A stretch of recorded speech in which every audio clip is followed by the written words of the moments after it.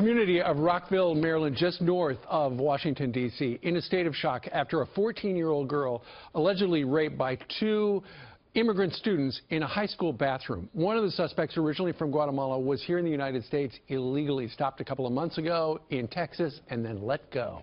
And many are now laying some of the blame on disastrous sanctuary city policies that specifically direct law enforcement not to cooperate with ICE. Joining us right now is Fox News contributor and New York Times best-selling author Mark Steyn. Mark, good morning to you. Hey, good to be with you, Steve. Montgomery County, where this happened, is pushing to become a sanctuary county. Maryland apparently has passed legislation where they're trying to become a sanctuary state. Right. Okay, that frames what has happened in Rockville. What do you make of it? Right.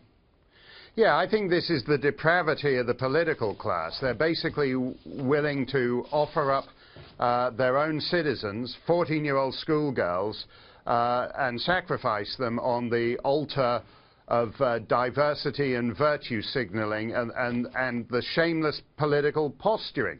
You know, as we saw in the Gorsuch hearing, Democrats particularly have great empathy in theory, but the practical consequences of that poser empathy are what happened to this girl in this school bathroom a few days ago. There is no benefit to the citizens and legal residents of the United States in fetishizing mass illegal immigration, and shame on this county and the state of Maryland for going along with it. Well, we know at least one of the guys was in this country illegally. I know in one suburban school district, 19 different languages are taught and used in the school. And in this case, particular, you've got adult men, in this case, in this country illegally, sitting in the same classroom with teenage girls.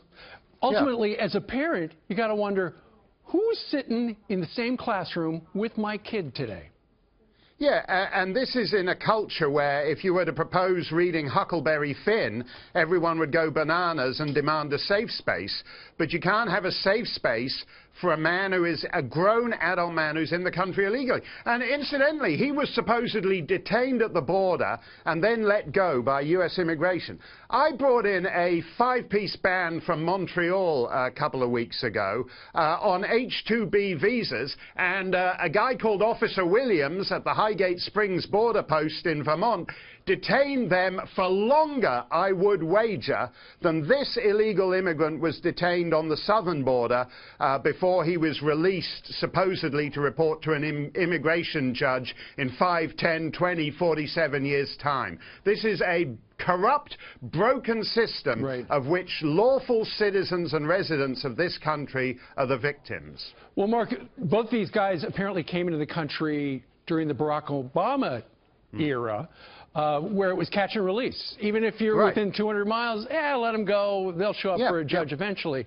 Donald Trump got elected. At least he won the nomination on the promise that he would do something to crack down on the people coming into this country illegally. Yeah, and that's what he should do. That's what catapulted his campaign. All around the murder of Kate Steinle, you know, every country has its share of rapists and murderers. That's one of the jobs Americans can do. You don't need to import additional people to do that. So when someone who has been detained by your government then commits a rape, as this guy did, that is not just a human failure, that is a failure of public policy.